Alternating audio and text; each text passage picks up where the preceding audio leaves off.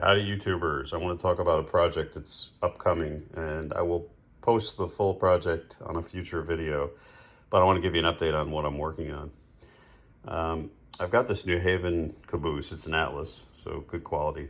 It's got separate handrails and the metal trucks and knuckle couplers, typical Atlas quality.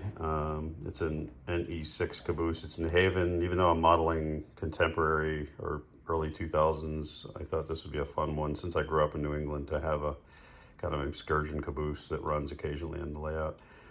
And I'd like to light it, but I'd also like to put marker lights on it because I have prototype photos that I'll show in the next video where there's brackets on these New Haven cabooses where they were where they would put marker lights and they could take the marker lights off. And I've got some photos with the marker lights on as late as like 1966. I could find pictures of them using marker lights. So I'll light up the interior and put marker lights. And to do the marker lights, what I'm using is Tomar. And if you've watched my channel, you know that I like Tomar.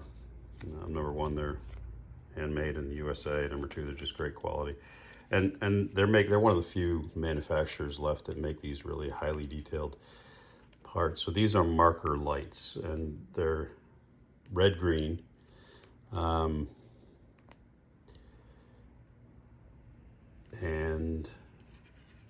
they come with a bridge rectifier, which is here, and two resistors, one for each marker light.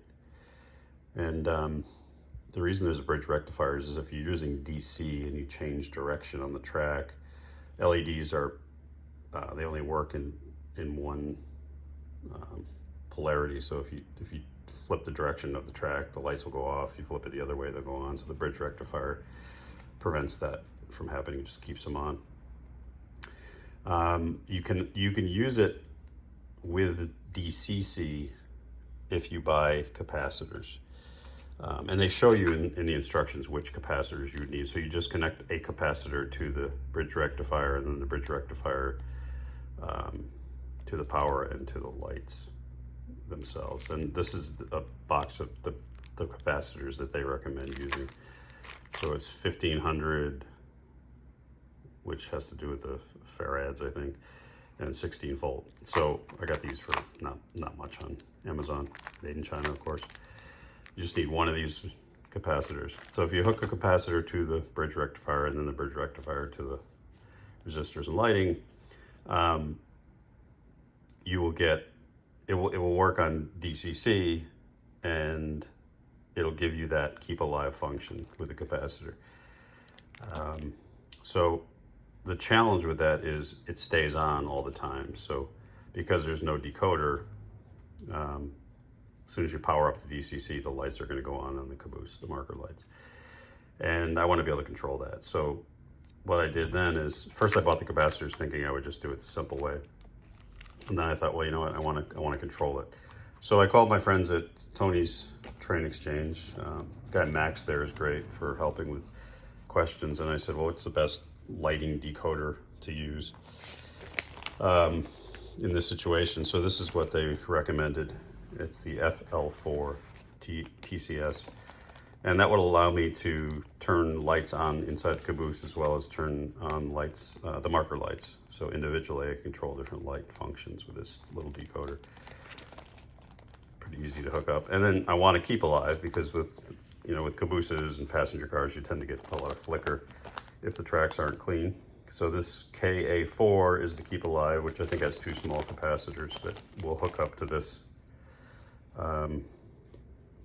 decoder, and then it'll give me a keep alive function. So those two parts, the Tomar marker lights, and I no longer need the bridge rectifier if I'm using the decoder, and the caboose. And then the other thing, and I got these also from Tomar. Tomar has a store on eBay, and they have stuff like this. I don't think you'll find it on their website, but these are the KD power trucks for cabooses. So the Atlas obviously doesn't come with power pickups. It comes with metal wheels, but I'm going to replace those trucks with these kV trucks. So that'll pull power up into the caboose, and I'll connect that to the decoder with the capacitor, and then that'll feed power to the marker lights. And I'm also going to light the interior with LEDs that I have lying around. I won't detail the interior like I did the Conrail or the ex-Conrail caboose that I have in my layout. The windows are high up enough where I don't think I need to do that. And the lighting, in the interior lighting, won't be super bright. What I'll do is I'll probably paint the inside of the caboose that utility kind of green blue color, so you can at least see that when the lights are on. So with the decoder on DCC, I'll be able to turn the interior lights on or off, and then the marker lights on or off separately. That's the nice thing about using a lighting decoder. Now, I mean, if you want to take the easy route and just have them on all the time when the power's on, that's not a bad deal. It's, again, in that case, all you need is the Telmar marker lights with the included resistors and bridge rectifier, and one of these capacitors if you want to keep alive, which I would recommend doing. So that is going to be the project, the New Haven caboose, and when I start that project, I'll film it so that I can hopefully short circuit the learning curve for you if you're looking to do something like this. So I want to thank the guys at Tony's Train Exchange, always helpful with these DCC projects, and also Tomar for their product. Always great product, especially when you use these small detail lighting signals and marker lights, drum heads, things like that. And neither of them are direct sponsors of the channel, so I just like their products. So hopefully that's helpful, and stay tuned for the install video, and have a great weekend. Cheers.